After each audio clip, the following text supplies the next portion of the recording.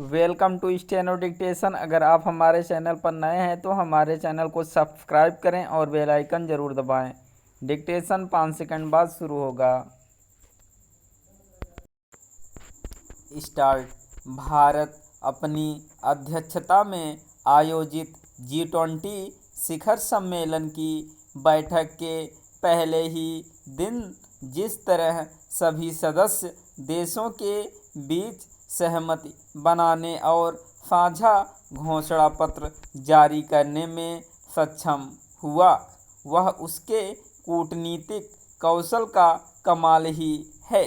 भारत के नेतृत्व में G20 शिखर सम्मेलन के साझा घोषणा पत्र पर सहमति कायम होना इसलिए भारतीय नेतृत्व की एक बड़ी जीत है, क्योंकि इसकी आशंका थी कि यूक्रेन युद्ध के कारण साझा घोषणा पत्र तैयार होना कठिन होगा। यह आशंका तब और बढ़ गई थी जब G20 देशों के वित्त मंत्रियों और विदेश मंत्रियों के अतिरिक्त अन्य बैठकों में कोई साझा वक्तव्य जारी नहीं हो सका था। इसके बाद जब रूसी राष्ट्रपति और फिर चीनी राष्ट्रपति नई दिल्ली आने से पीछे हट गए, तब भी साझा घोषणा पत्र जारी होने को लेकर संदेह गहरा गया था। लेकिन अंततः भारतीय नेतृत्व ने वह कर दिखाया जो असंभव सा लग रहा था।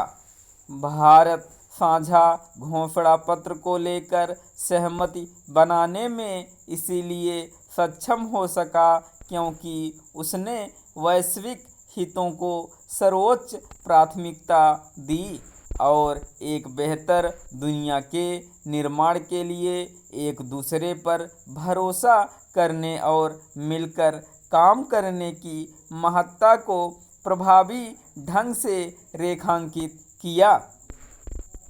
भारत G20 देशों के बीच तनातनी के बावजूद केवल साझा घोषणा पत्र पर सहमति कायम कराने में ही सफल नहीं रहा, बल्कि वह सदस्य देशों को इसके लिए राजी करने में भी समर्थ रहा कि 55 देशों वाले अफ्रीकी संघ को भी इस विशिष्ट समूह का हिस्सा बनना चाहिए।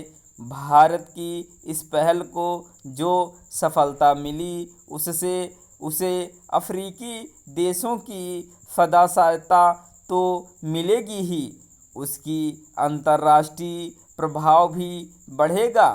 निस्संदेह महत्वपूर्ण केवल यह नहीं है कि भारत साझा घोषणा पत्र जारी कराने में सफल हुआ, बल्कि यह भी है कि इसके माध्यम से वह बड़े देशों को यह संदेश देने में सक्षम हुआ कि टिकाऊ, संतुलित एवं समावेशी विकास की दिशा में आगे बढ़ना समय की मांग है। साझा घोषणा पत्र की एक विशेष बात यह भी है कि यह अब तक का सबसे व्यापक घोषणा पत्र है जिसमें जलवायु परिवर्तन से मुकाबला करने के साथ साथ लैंगिक समानता को बल देने और महिलाओं एवं लड़कियों को सशक्त बनाने पर जोर दिया गया है।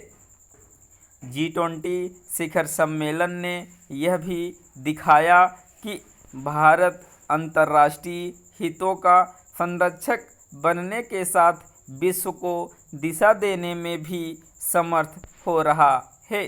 इसका परिचय प्रधानमंत्री मोदी की ओर से स्वच्छ ईंधन के उपयोग को बढ़ावा देने के लिए वैश्विक जैव ईंधन गठबंधन बनाने की घोषणा से मिला।